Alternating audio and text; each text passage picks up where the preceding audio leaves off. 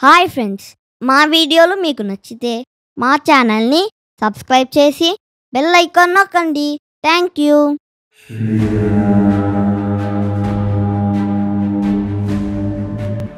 Hi friends, Sundarakanda మొదటి భాగం మొదలు పెడదాం.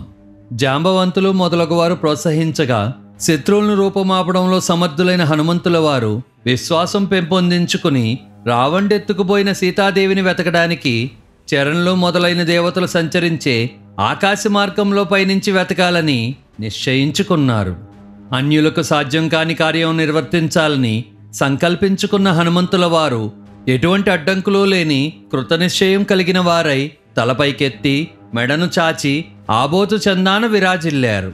తర్వాత ధీరులు మహాబలశాలి అయిన హనుమంతుల వారు ఆకుబచ్చని పచ్చిక బయళ్ల మీద కొంత సమయం పచారులు చేశారు. ధీమంతులైన హనుమంతుల వారు అమిత వేగంతో సంచరిస్తున్నప్పుడు పక్షులన్నీ భయపడ్డాయి. ఆయన ఛాతి తాకిడికి చెట్లు కూలిపోయాయి. సింహంలాగా స్వామి విజృంభించడంతో ఎన్నో క్రూర మృగాలు మరణించాయి. ఇలా ఆంజనేయ స్వామి పచారులు చేస్తూ మహేంద్రగిరి పర్వతం మీద దిగారు. ఈ పర్వత ప్రాంతమంతా నలుపు, తెలుపు, ఎరుపు, పసుపు, ఆకుపచ్చ మొదలగు రంగులు కలిగిన సహజమైన ధాతువులతో సుందరంగా అల్లారుతున్నది. ఈ పర్వత ప్రాంతంలో ఇచ్చ మేరకు రూపాలు ధరించగలిగిన యక్షులు, కిన్నర్లు, గంధర్వులు, దేవతలకు దీటైన వారు పరివాహ సమేతంగా ఈ ప్రాంతంలో జీవిస్తున్నారు. ఈ గిరిశ్రేష్టం దిగువ ప్రాంతంలో శ్రేష్టములైన ఎన్నో ఏనుగులు సంచరించేవి. ఆ మహేంద్రగిరి పర్వతం మీద నిలబడిన హనుమంతుల వారు సరస్సులో నిలబడ్డ మదగజంలాగా ప్రకాశిస్తున్నారు. సూర్యదేవుడికి, మహేంద్రుడికి, వాయుదేవుడికి, బ్రహ్మదేవుడికి, శక్తులు, భూతాలకు నమస్కరించి హనుమంతుల వారు సీతమ్మ వారిని వెతకడానికి బయలుదేరాలని సంకల్పించుకున్నారు. హనుమంతుల వారు తూర్పుకు తిరిగి మరొకసారి వాయుదేవుడికి నమస్కరించి సమర్థులవటం చేత దక్షిణ దిశగా వెళ్లాలని తమ శరీరాన్ని అమాంతం పెంచేశారు. వానర వీరులు తన వైపు చూస్తూ ఉండగా సముద్రం మీదకి ఎగరాలని నిశ్చయించుకున్న హనుమంతుల వారు శ్రీరాముల వారి మంచి కోరుకుని తన శరీరాన్ని మరింత పెంచేశారు. సముద్రం మీదకి ఎగరాలని నిశ్చయించుకున్న హనుమంతుల వారు కొలవటానికి కూడా సాధ్యం కానంతగా దేహాన్ని పెంచి చేతులు కాళ్లతో ఆ పర్వతాన్ని నొక్కిపెట్టారు. ఆ పర్వతరాజ్యం అచంచలమైందైనప్పటికీ హనుమంతుల వారు నొక్కిపెట్టడం వలన ఒక్క క్షణం చలించింది. అలా చలించడం వలన ఆ పర్వతం మీద చెట్లకు విరబూసిన పూలన్నీ రాలిపడ్డాయి. పరిమళించే ఎన్నో రకాల పుష్పరాజులు చెట్ల నుండి పర్వతం అంతా పడటం వలన ఆ మహేంద్రగిరి పూలకొండలాగా మారిపోయింది. మహాపరాక్రమవంతులైన హనుమంతుల వారు ఆ పర్వతాన్ని నొక్కిపెట్టగా మదగజం మదోద్కాన్ని స్రవించినట్లు ఆ పర్వతరాజ్యం అధికంగా నీటిని స్రవించింది. మహాబలశాలి అయిన హనుమంతుల వారి బలానికి ఆ మహేంద్రగిరిలోని బంగారు శిలలు, నీలములు, వెండి శిలలు పగిలి ఆ లోహాల రేకులు మెరిశాయి. 7 రకములైన జ్వాలల్లో మధ్యమదైన ధూమవన్ననే జ్వాల నుండి వెలువడుతున్న అగ్ని పొగలాగా ఆ మహేంద్రగిరి పర్వతం మహాశిలలను విరజిమ్మసాగింది. హనుమంతుల వారు ఈ విధంగా నొక్కి పెట్టడం వలన ఆ పర్వత గృహాల్లో నివసిస్తున్న జీవాలు నలిగిపోతూ వికృత స్వరాలతో అరవసాగాయి. ఆ పర్వతం నలిగిపోవటం వలన పెద్ద జంతువులు చేసిన ఆక్రందనలు నలుదిక్కుల అరణ్యాలను ప్రతిధ్వనింపజేశాయి. పెద్ద శిరస్సులు కలిగిన విషసర్పాలు అగ్నిజ్వాలలు వంటి భయంకరమైన విషాన్ని కక్కుతూ కోరలతో శిలలను కొరికాయి. ఆ విషసర్పాలు శిలలను కొరకగా ఆ శిలలన్నీ వేలాది ముక్కలుగా విరిగిపోయాయి. ఆ మహేంద్రగిరి పర్వతం మీద ఎన్నో ఔషధ మొక్కలు ఉన్నప్పటికీ ఆ సర్పాల విషాన్ని నిర్వీర్యం చేయలేకపోయాయి. భూతాలు ఆ పర్వతాన్ని బద్దలు కొట్టేస్తున్నాయి అనుకుని మునులు ఆ పర్వతాన్ని వదిలి గాల్లోకి ఎగిరిపోయారు. అప్పటి వరకు తమ స్త్రీలతో కలిసి మద్యం సేవిస్తూ రుచికరమైన తిండి పదార్థాలు తింటున్న విద్యాధరులు తమ పాత్రలన్నీ అక్కడే వదిలేసి తమ స్త్రీలతో పాటు ఆకాశానికి ఎగిరారు. హారాలు, కంకణాలు, బంగారు ఆభరణాలు ధరించిన విద్యాధర స్త్రీలు ఆశ్చర్యచకితులై చిరునవ్వులు చిందిస్తూ ఆకాశాన నిలబడ్డారు. విద్యాధరులు, మునులు ఆకాశంలో నిలబడి పర్వతం వైపు చూశారు.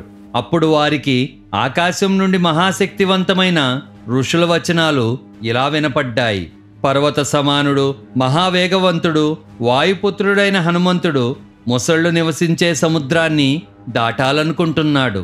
అతడు శ్రీరాముడి కోసం, వానరుల కోసం ఎవరూ నిర్వర్తించలేని పనిని సాధించాలనుకుని ఎవరికీ దాట సఖ్యం కాని మహాసముద్రాన్ని దాటి అవతల ఒడ్డుకు చేరాలనుకుంటున్నాడు అని వినిపించాయి. మహాత్ములైన ఋషులు పలుకుతున్న వచనాలు విని విద్యాధరులు పర్వతం మీద సాటిలేని ఆకారం దాల్చి నిలబడి ఉన్న హనుమంతుల వారిని చూశారు. అనంతమైన శరీరం దాల్చిన హనుమంతుల వారు తమ మేని రోమాలను విదిల్చి శరీరాన్ని కంపింపజేసి మహామేఘంలాగా గర్జించారు. హనుమంతుల వారు వెంట్రుకలతో కప్పి ఉన్న తమ తోకను గరుత్మంతుడు సర్పాలను బట్టి గిరగిరా తిప్పినట్లు తిప్పసాగారు. హనుమంతుల వారు తమ బాహువులను బిగబట్టి నడుమును సన్నగా చేసి పాదాలను ఎగరటానికి తయారుగా మడిచిపెట్టారు. శోభయమానుడు, పరాక్రమశాలి అయిన హనుమంతుల వారు తమ బాహువులను మెడను వంచి తనలో సహజ సిద్ధంగా గోప్యంగా ఉన్న తేజస్సును, బలాన్ని, వీరత్వాన్ని పెంచేశారు. స్వామి కళ్ళను పైకెత్తి తాము పయనించవలసిన ఆకాశ మార్గం వైపు చూస్తూ ఊపిరి బిగబట్టారు. వానర్లో మహాగజం వంటి వారు, మహాబలుడు, కపిశ్రేష్ఠుడైన హనుమంతుల వారు పాదాలతో దృఢంగా పర్వతాన్ని అదిమిపెట్టి ఎగరబోతూ సమీపంలోని వానరులతో ఇలా చెప్పారు. శ్రీరాముల వారు సంధించిన బాణంలాగా నేను వాయువేగంతో రావణాసుడు పాలించే లంకకు వెళ్తాను. లంకలో సీతామాత దొరకని పక్షంలో నేను అదే వేగంతో దేవలోకానికి చేరతాను. దేవలోకంలో సైతం సీతామాత కనపడకపోతే నేనేమాత్రం అలవక రావణుణ్ణి బంధించి తీసుకువస్తాను. అన్ని విధాలా కార్యం సాధించే నేను సీతామాతతో తిరిగి వస్తాను. లేని పక్షంలో రావణుడితో సహా లంకను పెకిలించి ఇక్కడికి తీసుకువస్తాను. ఇలా చెప్పి హనుమంతుల వారు మరే విషయం గురించి ఆలోచించక గాల్లోకి ఎగిరారు. అందరూ హనుమంతుల వారు వాయు మార్గంలో ప్రయాణించడంలో గరుత్మంతుడికి దీటైన వారని కొనియాడారు. హనుమంతుల వారు అలా గాల్లోకి ఎగురుతున్నప్పుడు ఆ వాయువేగానికి పర్వతం పైన ఉన్న వృక్షాలన్నీ తమ కొమ్మలు ముడుచుకుని నెలవంకల్లాగా గాల్లోకి తమ వేర్లను పెకిలించుకుని ఎగిరాయి. హనుమంతుల వారి ఉరుము వంటి వేగం వలన గాల్లోకి ఎగిరిన చెట్లన్నీ బంధువులను సాగనంపుతున్న బంధువుల్లాగా హనుమంతుల వారి వేగం వలన కొంత సమయం వారిని అనుసరించాయి. విరబూసిన ఎన్నో మహావృక్షాలు చుట్టూ చేరడంతో వాటి మధ్య ఉన్న హనుమంతుల వారు దట్టంగా పెరిగిన వృక్షాలు కలిగిన మహాపర్వతంలాగా కనిపించారు. హనుమంతుల వారు వేగం పెంచి దూరం అవటంతో మిత్రుణ్ణి సాగనంపి వెనుతిరిగిన మిత్రుల వలె ఆ చెట్లన్నీ హనుమంతుల వారి మీద పుష్పాలు రాల్చి అవి సముద్రంలో పడిపోయాయి. ఇలా ఆకాశ మార్గాన్ని వెళ్తున్న హనుమంతుల వారి కళ్ళు మెరుపు కాంతులు వెదజల్లుతూ ప్రకాశిస్తున్నాయి. అలా ప్రకాశిస్తున్న కళ్ళు సూర్యచంద్రులను తలపిస్తున్నాయి. మహాబలవంతులైన హనుమంతుల వారు గాల్లోకి ఎగిరే వేగం వలన ఉద్భవించిన గాలి శబ్దంతో సముద్రమంతా కంపిస్తున్నది. స్వామి వేగం వలన సముద్రంలోని నీరు ఆకాశంలోకి లెగిసి పట్టడం వలన సముద్రంలో నివసించే తిమింగలాలు, మొసళ్ళు, చేపలు, తాబేళ్లు స్పష్టంగా కనిపిస్తున్నాయి. హనుమంతుల వారి నీడ 30 యోజనాల పొడుగు, 10 యోజనాల వెడల్పు కలదై సముద్ర జలం మీద మనోహరంగా కనిపిస్తున్నది. ఆకాశ మార్గంలో ఏ ఆధారం లేకుండా ఎగిరి వెళ్తున్న మహా తేజస్వి, మహాకాయుడైన హనుమంతుల వారు రెక్కల పర్వతంలాగా కనిపిస్తున్నారు. అలా ఎగిరి వెళ్తున్న హనుమంతుల వారి మీద దేవతలు, గంధర్వులు, దానవులు పుష్పవర్షం కురిపించారు. రామకార్యం సాధించాలనే ఉద్దేశంతో సాగరాన్ని దాటుతున్న హనుమంతుల వారికి వేడి తగలకుండా సూర్యదేవుడు చూసుకున్నాడు. అలాగే వాయుదేవుడు కూడా హనుమంతుల వారికి చల్లని గాలి వీస్తున్నారు. గగన మార్గంలో పయనిస్తున్న హనుమంతుల వారిని ఋషులు స్తుతిస్తున్నారు. దేవతలు, గంధర్వులు హనుమంతుల వారిని ప్రశంసిస్తూ గానం చేయసాగారు. కొంచెమైనా కష్టపడకుండా సునాయాసంగా గగన మార్గంలో వెళ్ళిపోతున్న హనుమంతుల వారిని చూసి ఆశ్చర్యపోతూ నాగులు, యక్షులు, రాక్షసులు, దేవతలు స్వామిని కొనియాడారు.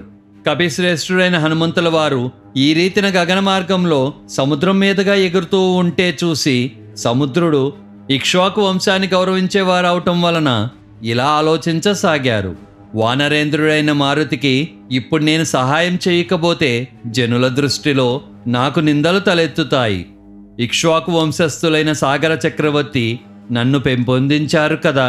అదే ఇక్ష్వాకు వంశానికి చెందిన శ్రీరాముల వారి కార్యానికి తోడ్పడుతున్న హనుమంతుల వారు అలసిపోరాదు. ఏదో విధంగా కొంత సమయం హనుమంతుల వారు విశ్రమించడానికి నేను సహాయపడాలి. అలా విశ్రమించిన తర్వాత హనుమంతుడు మిగిలిన దూరం అలసట లేకుండా సాగిపోవచ్చు. సముద్రుడు ఇలా చక్కగా ఆలోచించి తనలో దాగి ఉండే మైనాకుడనే పర్వత శ్రేణిని పిలిచారు. ఈ పర్వత శ్రేణి సముద్రంలో మునిగి ఉంటుంది. ఈ పర్వత శ్రేణి మధ్యలో ఒక విశాలమైన మైదానం బంగారంతో కప్పబడి ఉంది. ఆ పర్వత సమూహమైన మైనాకుడితో సముద్రుడు ఇలా అన్నారు: ఓ గిరిశ్రేష్ఠుడా, పాతాళంలో నివాసం ఉండే కోట్ల మంది రాక్షసులు సముద్ర మార్గం గుండా పైకి రాకుండా ఉండటానికి దేవేంద్రుడు తమని ఆ మార్గానికి అడ్డంగా ఉంచారు. బలం పుంజుకుని భూలోకం మీద దాడి చేయటానికి ప్రయత్నం చేస్తున్నప్పుడు రాక్షసులకు తమరు అడ్డంగా నిలబడి పాతాళలోక ద్వారాన్ని మూసివేశారు.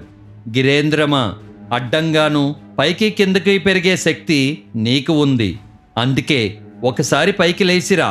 వానర శ్రేష్ఠుడు ఎలాంటి వారు భయపడేటువంటి కార్యాలైనా సునాయాసంగా చేయగలిగిన పరాక్రమవంతుడైన హనుమంతుడు రామకార్యం కోసం ఆకాశ మార్గాన ప్రయాణిస్తూ ఈ మార్గం గుండా వస్తున్నారు. ఇక్ష్వాకు వంశస్థులైన శ్రీరాముల వారి కార్య నిమిత్తం వెళ్తున్న హనుమంతుడికి నేను సహాయం చేయాలనుకుంటున్నాను. హనుమంతుడికి సహాయపడటానికి నువ్వు మాకు తోడ్పడు. మనకు పూజ్యుడైన అతిథి, ఆకాశ మార్గాన్ని ఎగరగలిగిన వారిలో శ్రేష్ఠుడు హనుమంతుడు కావటం వలన నీవు లేచిరా. విశాలమైన బంగారంతో కప్పిబడి ఉండి దేవగంధర్వులతో కీర్తించబడే ఓ మైనాకుడా, హనుమంతుడు సుదీర్ఘంగా ఎగరాలి. అందువలన మార్గమధ్యంలో కొంత సమయం నీ మీద విశ్రమించేలా చూడు. దానివలన హనుమంతుడి ప్రయాణం కొంత సునాయాసం అవుతుంది. శ్రీరాముల వారి స్వభావాన్ని, సీతామాత పడే బాధను, హనుమంతుడి కష్టాన్ని గుర్తించి నువ్వు పైకి రావాలి అన్నారు సముద్రుడు. ఇక్కడితో సుందరాకాండ మొదటి భాగం పూర్తయింది. మళ్ళీ వచ్చే భాగంతో కలుద్దాం.